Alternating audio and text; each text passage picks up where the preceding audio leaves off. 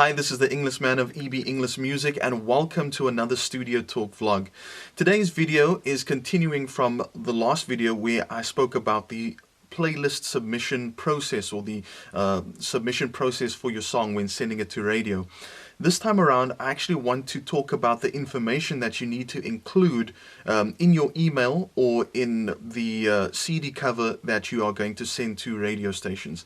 The most important and vital information that needs to be included is, of course, the track title, the name of the artist performing the song, the correct spelling of that, and most importantly also the writers and composers of that song.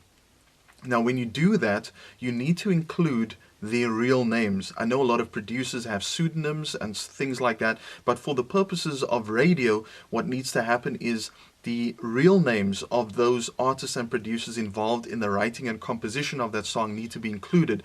That is important because of the information that needs to go to the Royalty Collections Agency or ICASA or any of these bodies that are responsible for distributing royalties, which I'll get to in a second.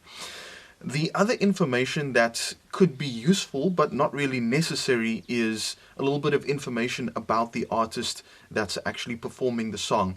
Now, I know from experience that music compilers don't like a lot of information when it's in the email or in the CD to read. So if you are sending an email, maybe something useful would be to include a link to either a Facebook page or a website, SoundCloud, YouTube, whatever other social media pages where there is information about the artist. Maybe you can include that. Obviously, if you're sending a physical CD, then you would have to send that bio along with the CD on physical paper. But if you're doing it via email, which is actually the most efficient way nowadays of sending songs to radio, then maybe a good idea would be to include the link to some more information about that artist. Other information that's optional, that's not really necessary, is the SAMRO code. SAMRO is the South African Music Rights Organization. They are a collection agency. They are responsible for collecting the royalties from all the places that play and broadcast music and distribute it to its members so that you can get royalties from the performance of that particular song.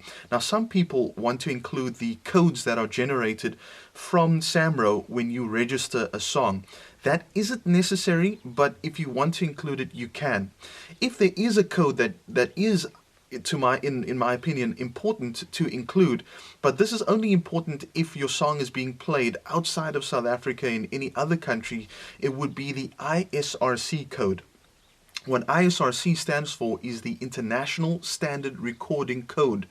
Now, this makes it easier for your song to be tracked across the world because there might be songs with similar titles, but every song has its own unique ISRC code. If you want to find out how you can get this code, you need to contact companies like the Recording Industry of South Africa, or simply just Google how you can have your own unique code generated for your particular song.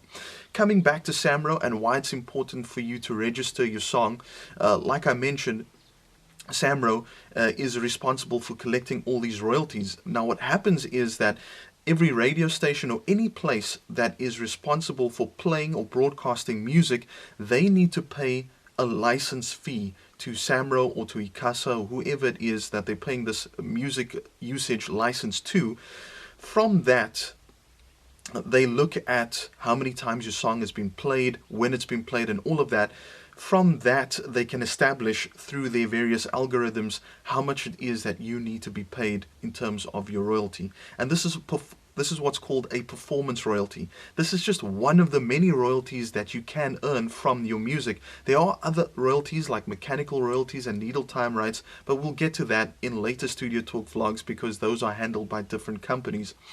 This particular video, I want to concentrate on the performance royalty that you can earn, and this is why it's very important that you need to register your song with SAMRO.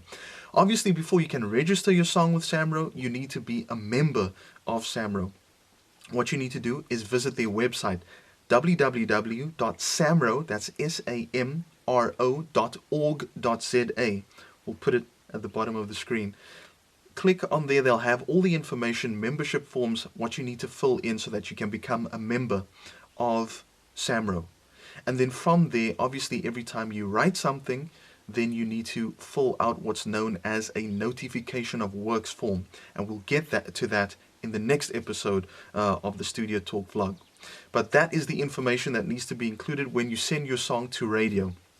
I hope this video has been useful.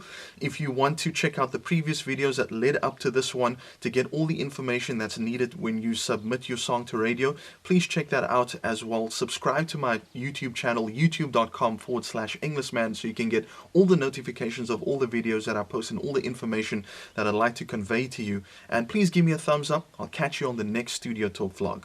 Ooh, it's the Englishman.